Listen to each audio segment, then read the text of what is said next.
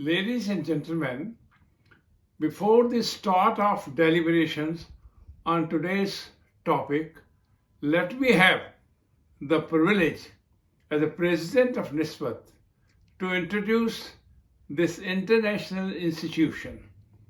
Established in 1990, it has now become a think tank organization with association of more than 90 experts and scholars on various subjects who provide inputs to us.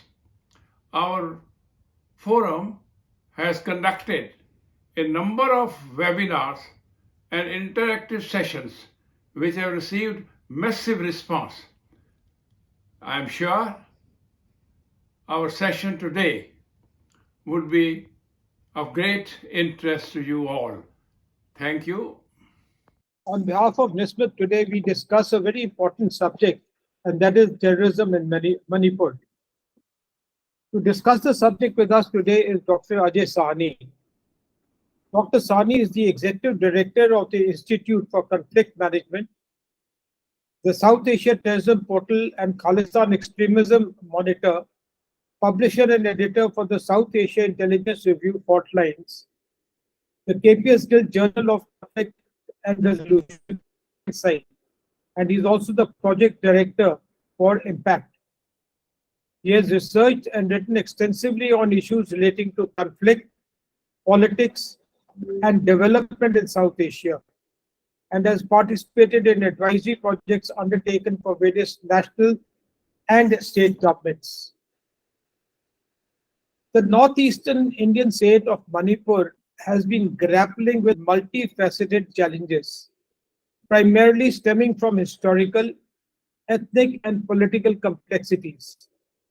Intercommunal clashes, exemplified by tensions between various ethnic groups, have marked the region.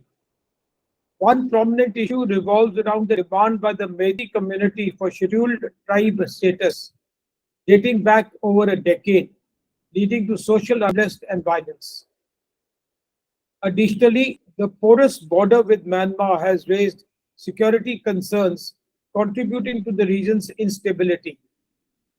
Various actors, including local groups, political entities, and historical grievances, have abetted these issues. To find lasting solutions, it is crucial for the Indian government to engage in constructive dialogue, address historical injustices, and bolster security measures to ensure peace and stability in Manipur. Dr. Sahni, I begin by asking you, what exactly is the problem in Manipur? So, as you say, the problem has a very deep historical root, and it goes right back to the point of the joining of Manipur state with the Indian Union, of the independency, the Manipur Kingdom with the Indian Union, and thereafter the arrangements that were made at that juncture. First of all, the Meitei community, which was given a tribal status earlier by the British administration, was removed from the list of tribes. As a result of which, areas that were dominated by the tribes, which constitute almost 90% of the landmass of the state, of the present state, the Meiteis were not allowed to buy land or to have any property rights in those areas, and have been restricted to just 10% of the Manipur landmass, to which other communities, including the tribals, also have access or can buy property and land and own property and land. Now, this is an imbalance that did not so much matter at the time of independence, because populations were a fraction of what they are today. Today, the populations have enormously grown, and as a result, there is increasing pressure on land in the valley, where the Meiteis are concentrated. And the issue has become one of access to this much wider area, which is very, very thinly populated. As a result, the Meiteis have been saying, you award us tribal status as well, which is something we had prior to independence. So we are also a tribe. and we should be treated at par and should be given access to the entire area of the state.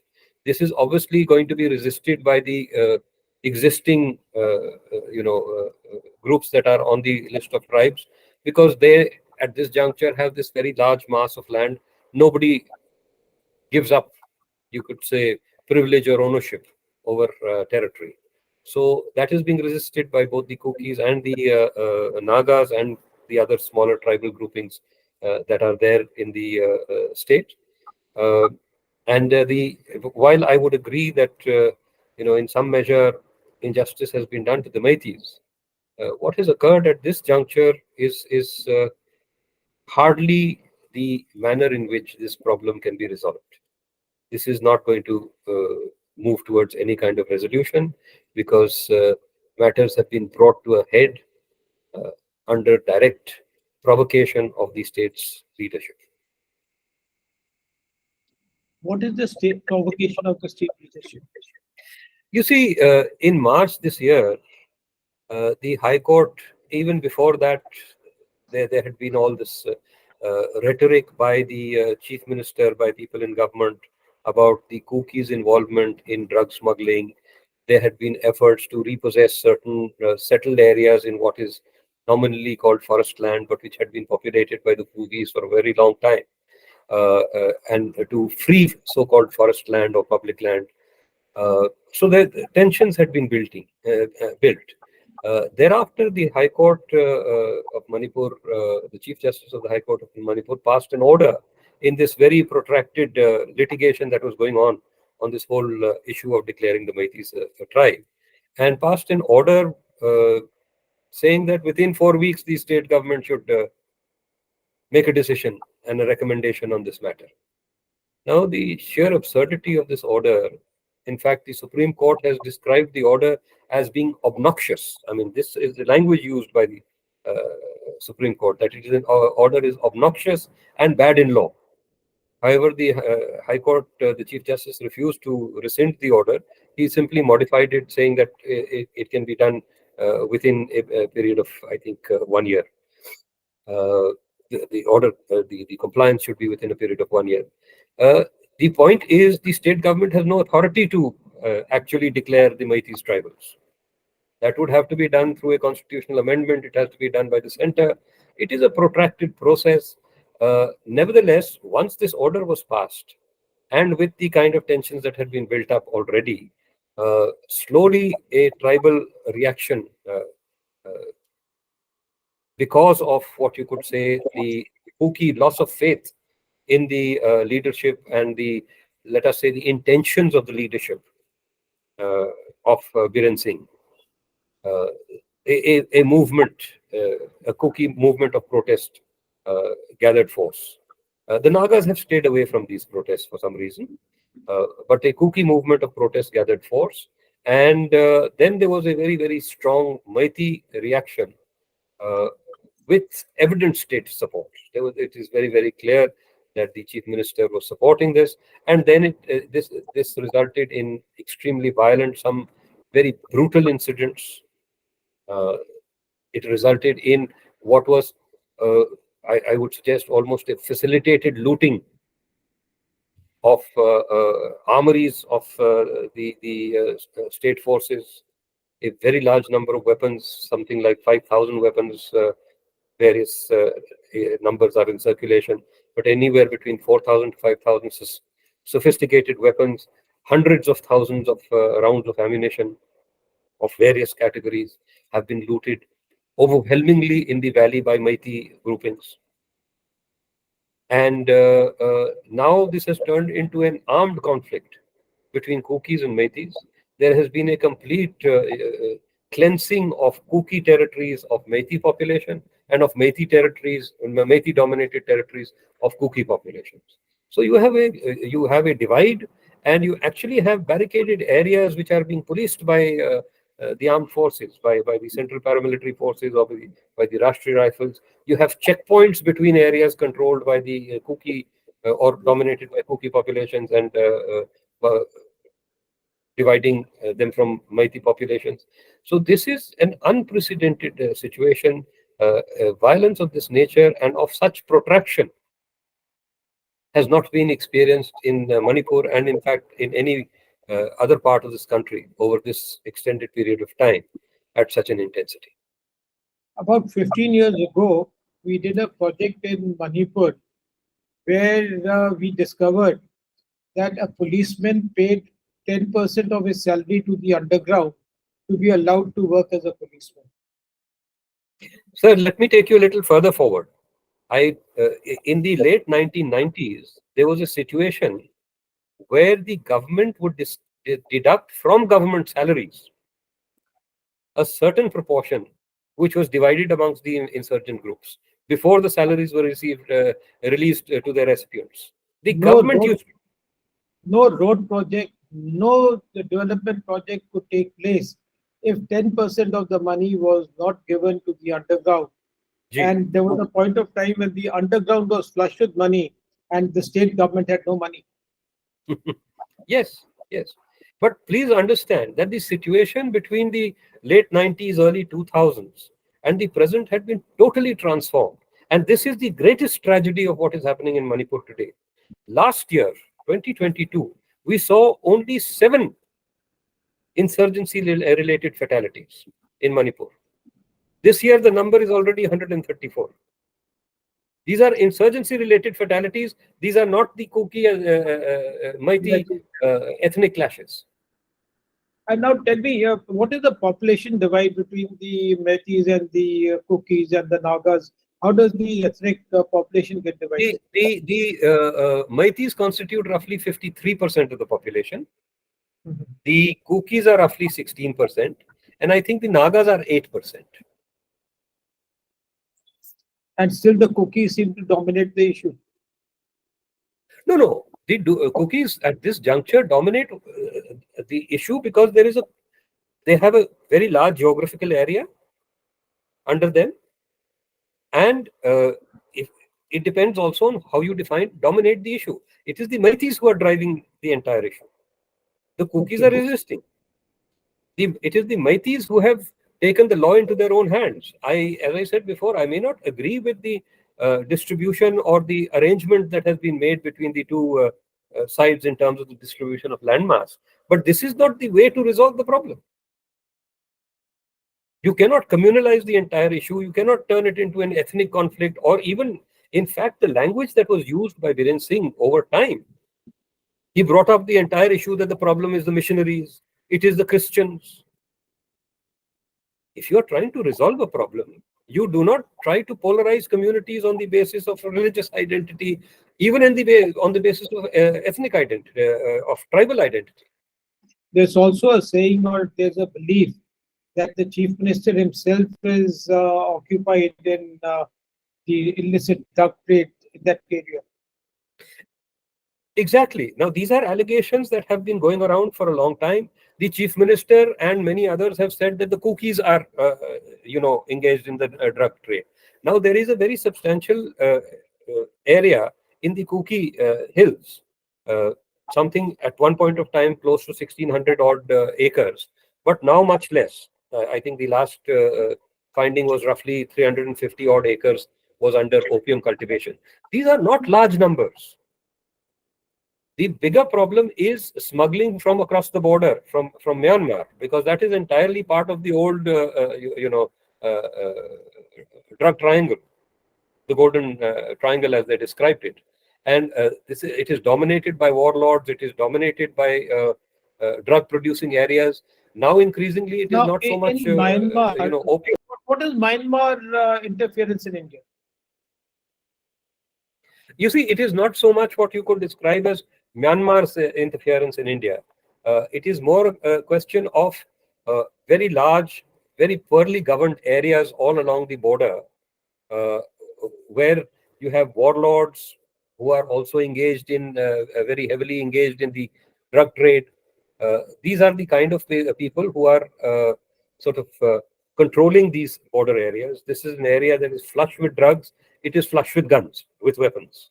It is an area of conflict, both with the Myanmarese state and because of these warlords and their assistance to essentially what are ethnic cousins across the border, both Meitei and Kuki. So all these groupings are over here. There is a very large drug trade, and it obviously is going to cross over. The other problem is that since February 2021, when the army took over in the military coup occurred in Myanmar, there has been a very substantial, I would not say very large, given India's size, movement of migrants across the border. Now, Manipur and the chief minister in particular of Manipur has made a very big issue of a massive influx of Myanmaris and particularly of Kuki foreigners, as he describes them, into Manipur. The truth is, according to the last estimates we have, something like 53 or 54,000 people have come across the border. The overwhelming majority of these is in Mizoram, where no trouble has occurred. More than 40,000 of these people have gone into Mizoram. An estimated 8,000, that is the number that is authoritatively provided, but it may be 10,000, it may be 12,000, have come into Manipur. Now, this is not a number. He has made allegations that there is a demographic transformation going on because of this. This is nonsense. There is no demographic transformation. If you look at the census figures, now, first of all, we must understand that 8 or 10,000 people are not going to make a difference in Manipur. If you look at the long-term demography, the population of the tribal population, the Kuki population in Manipur has fluctuated between 14 and 16% right from the beginning. It was roughly 14%. It went up to 15. It goes down a little. It comes up a little. It is now roughly thought to be, last census it was at 15%. It is now thought to have increased to 16%. This does not indicate any kind of demographic transformation of the state. But this falsehood has been articulated openly by the chief minister. So you see, the problem is that there is intentional mischief over here. But what does the chief minister intend to achieve by doing what he's doing? Well, I think what was intended was to somehow or the other force the issue, get the Meiteis the right to go into the hills, then use that to exploit through state agencies as well as through the Meitei population the very much larger resources of the mountains, hills and mountains of Manipur. These are areas which are very rich in minerals. They have very significant developmental potential. In all likelihood, the center is also eager to push this kind of idea. So a certain adventurism may have been encouraged in the state government. The other thing is that we must clearly acknowledge that it is the intention of the BJP as a party to communalize issues wherever it is, to somehow or the other manage populations through polarization. Yes. And hence, not only is this a Meitei Kuki confrontation, there has been an effort made through language and rhetoric to portray this also as a Hindu-Christian confrontation. The Meiteis being principally Hindus and the Kukis being largely Christian. There have been references to how the problem was the missionaries, the Christian missionaries. Why? The Christian missionaries did what they did 100 years ago. Why are you bringing the context of this particular conflict? And what is the Chinese influence into all this today? You see, that is very frankly, to my mind, speculative. I would always think the Chinese hand is somewhere or the other behind everything. But all we have at this juncture is a flow of Chinese weaponry from Myanmar into Manipur. A trickle of weaponry is coming from there. Now, is this being bought off the Myanmarese black market, or is it being encouraged by the Chinese, or being provided by the Chinese to be pushed into Myanmar? There is no clear evidence that the Chinese are actively doing this. Could they be doing it? My answer is yes, they could be doing it. Because it's a weapon. I have no evidence to that effect. But Chinese weapons are flooded in the Myanmarese market, and they are finding their way also into the hands of Manipuri insurgents of all hues, not just Kukis. Please understand that also. The supply that Chinese provide to the Myanmaris for weapons, is it against payment, or is it a grant based, or is it just an aid that sort of comes in? Because Myanmaris don't have the money to purchase. Oh, no, no, there is, you see, people exaggerate the amount of money that is required for these things. There are some groups that are regarded as essentially very sympathetic to the Chinese and are very close to the Chinese political system. So they may be provided weapons free of cost, but the rest of the money is funded by the drug trade. It is funded by what is called taxation in these areas, because the warlords extract taxes from the people. The people don't have to be rich in order for the warlords to have money to buy weapons and also to buy themselves luxuries. The elites, wherever they are, even in the poorest countries of the world, the rich are fairly rich. So money to fund these activities is available. Are the state forces and the central forces efficient enough to sort of stem this problem, or they would require some bolstering up from somewhere? Because this area has got a lot of state forces and central forces, and yet the problem doesn't abate itself. So I just gave you the data. I told you last year we just had 7 fatalities relating to insurgency. So the state forces have brought the situation down from 100, 400, 500 fatalities in a year at peak down to 7 fatalities last year. Almost all the groups, apart from a small number of 7 mighty groups under the umbrella of Corcom, were in talks with the government. Or peace had almost been brought over here. This is not a security issue. This is a political issue. The situation has been inflamed by the political leadership. You give a clear, how can you have a situation where you tell the Rashtriya Rifles to get out of all the mighty areas, that they will be handled only by the Manipur police, and where necessary with some complements of the CRPF or other central forces. So you have polarized, you have communalized. You give the state forces a free hand. By free hand, I don't mean the right to do commit human rights violations. I mean a free hand to do their jobs, to restore order, to restore peace. It should not take more than a day or two for them to bring that about. But when the mischief is coming from the top of the political leadership, what can the security forces do? At the end of the day, it is the elected authorities in a state where the power is constitutionally focused. If they do not want to bring about a just peace, if they are trying to favor one community against another community, then how can we have peace? It's not a security issue, it is a political issue.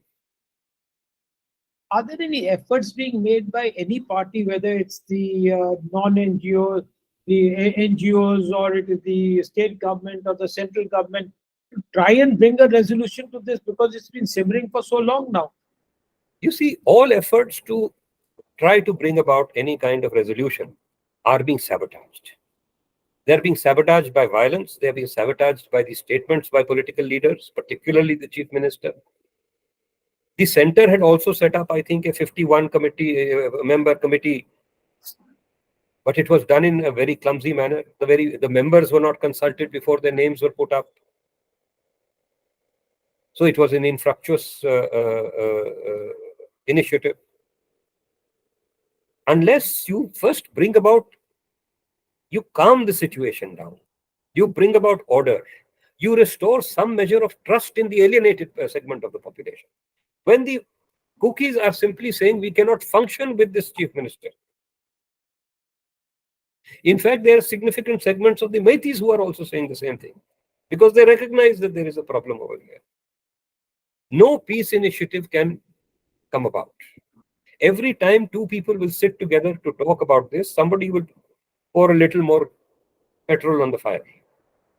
And there's only one member of parliament from that area, and so it doesn't sort of warrant too much of an attention from the center.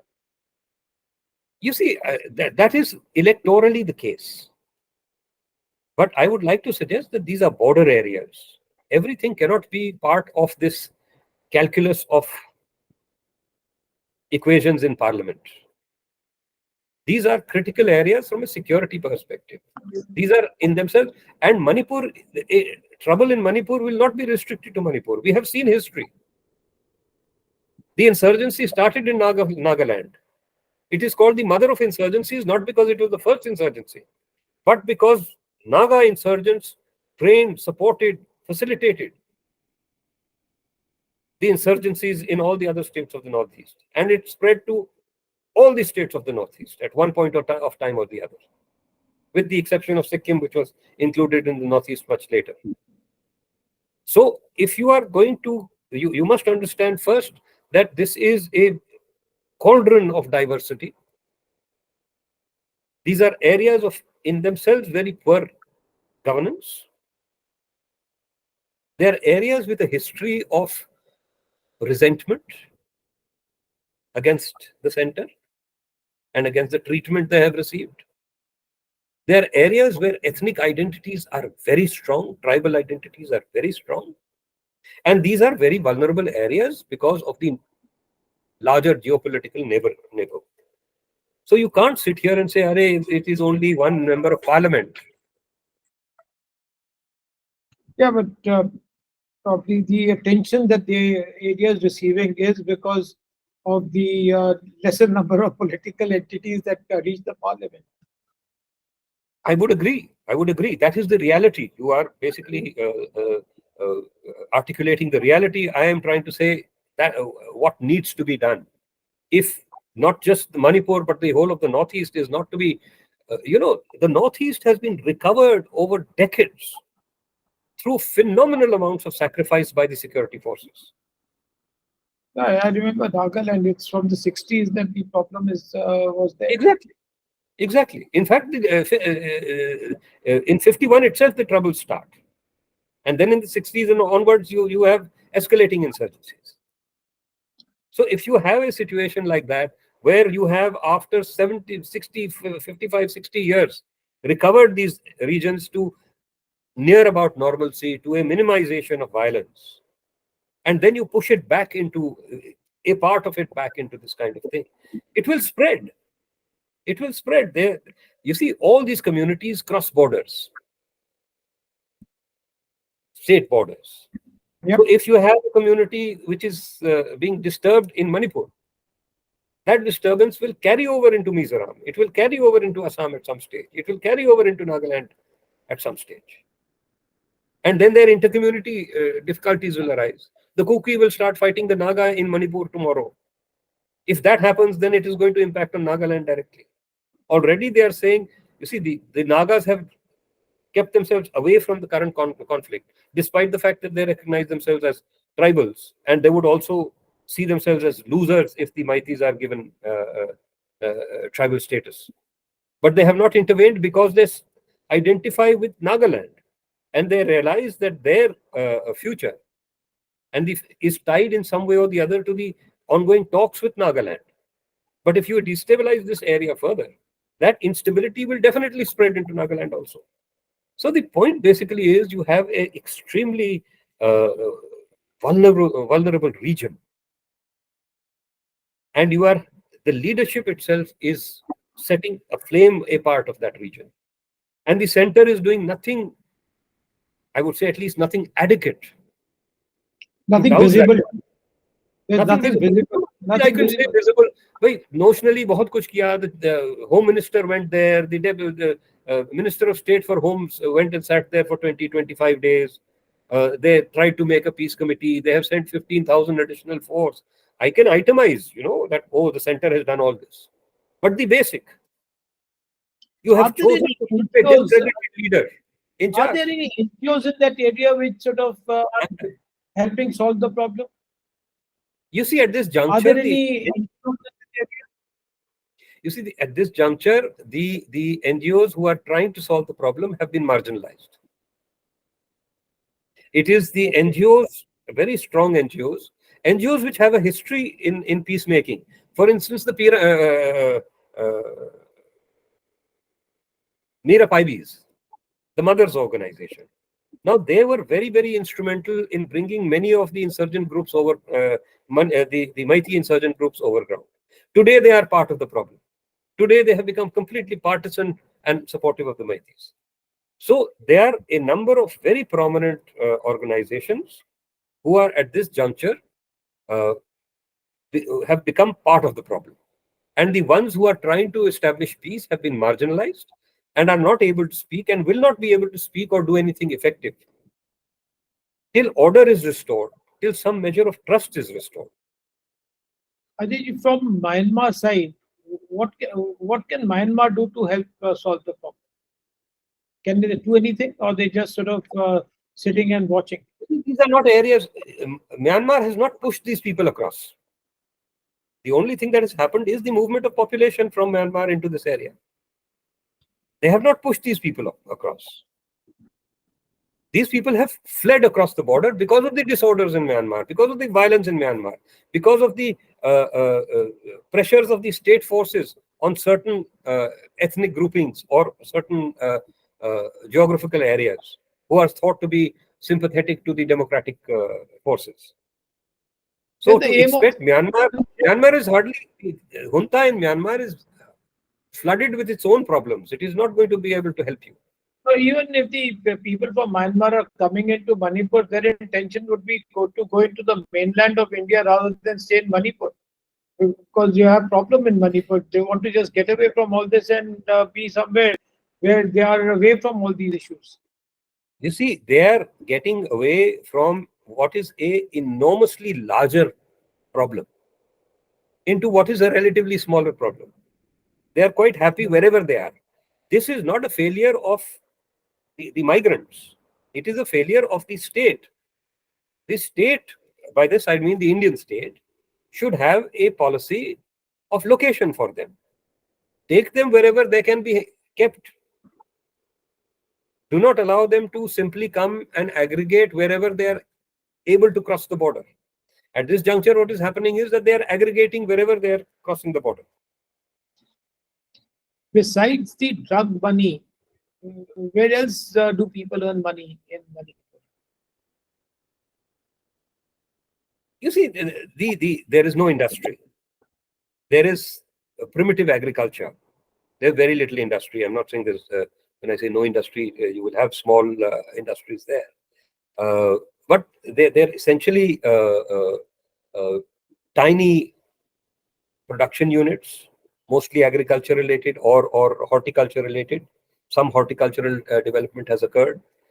You are talking about the general economy, are you not? Or are you talking about the general economy? No, I'm just talking about the general economy. And where do the Metis earn their money from, and where do the Kukis earn their money from? It is a fairly backward state. So as I said, whatever limited employment comes from the earth, comes from the services sector, a very large proportion of the population is actually employed by the government. So you have a very large, I think, I remember last I made a calculation, they had a police population of ratio of 1,300 per 100,000 population. The Indian average is about 152. So you can get an idea. So, government services are thought of basically as employment generation services. The police doesn't do very much over there. It's not as if the police is you have 1,300 policemen per 100,000 population. So it must be a very, very ordered, well-serviced, very secure state. In fact, the police do nothing. They also do very little even in counterinsurgency. The counterinsurgency is overwhelmingly controlled by the Rashtriya Rifles and by central forces. But these are, and when you have such a large population in the service, the government service, a very large service sector grows around them. You have a lot of what you would call disguised unemployment. 20 people running tiny little shops. The logistic chain has to sort of be set up. Yeah, exactly. So chains are set up in this nature, and that is the economy, and the economy of the hills is even more primitive. It is an extractive and agricultural economy at the very poorest level. There is a significant gap between the income levels available at the in the hill areas and in the valley areas. I think a more than a 30 to 40% gap between the hill areas and the poppy that is grown. Are they licensed people? No. What they are talking about is illegal cultivation. Please understand, there is a tremendous exaggeration. The largest figure I have seen in the past years is about 1,600 acres under poppy cultivation. 1,600 acres under poppy cultivation. This is the NDSP figures. So don't make it such a big issue. I mean, is it a problem? We should have zero poppy cultivation. Very good. But the point is, 1,600 acres does not constitute a narco-terrorist complex. Please. It can fund terrorism. It can just fund people to exist for themselves. Precisely. And the main narcotics trade over there is not based on poppy cultivation in Manipur. It is based on drugs coming from across the border. And more drugs are no longer poppy-based. It is not opium and heroin that is coming across. It is synthetic drugs that are coming across. They're becoming more popular now. Precisely. Easier. Because they're easier to make. If you have the... easier to and not be detected again. Exactly. You tell me something now that, we discussed the problem. What do you think is the solution? Sir, solution is going to come over a very, very protracted period of time. The solution is not available in the foreseeable future. Very simply, no solution is possible in the foreseeable future, because you have destroyed faith in all government institutions. You have in fact destroyed the, shall we say, inclusivity of these organizations, of all government organizations. There are no Meitei policemen in the Kuki areas. There are no Kuki policemen in the Meitei areas. There are no Meitei administrators in the Kuki areas. There are no Kuki administrators in the Meitei areas. You have separated these populations. You have done a almost complete ethnic separation and administrative separation of these areas. So to think that we can wake up tomorrow and have 20 people or 50 people or 100 people sit around a round table and have talks and solve the problem, I'm sorry, this is not going to have this problem is now not going to return to the situation of 2022, 1 year ago, for another 20 years. The best you can do is bring an end to the violence, bring about a government in which people have at least minimal faith. It should be a mixed government of both Kuki and Meiteis, people who don't like each other perhaps, but who are still willing to sit across a table and work together for the state at large. Even if that comes about, the basic problems are not going to be resolved. They cannot even be addressed in the next 20 years, as I said. The polarization now is so complete. So in one sense, Biren Singh has destroyed whatever possibility there was now of addressing the issue of land and addressing the issue of the Meitei status. Because today, if that happens, this fire will continue to burn. And in fact, if that is thought to be pushed forward by the center or by the state government, this fire will not only be continue to burn, it will escalate tremendously. Is there a possibility of a presidential rule in the state? That is the whim of the center. That is the whim of the center. They can do it tomorrow. Or they can dismiss the existing government and try to bring in another government under a different leader, but they don't seem to be able to find another leader. But there is nothing preventing the government from dismissing this government and either installing a new government or bringing about president's rule. Nothing at all. It is only intention. As I said, it is the whim of the center. I think, Ajay, thank you so much. We are going to probably be saddled with this problem for another decade or two before it gets solved. And peace looks a distant dream for this particular area. Thank you very much, Ajay, for being with us today. And Thank you for having me.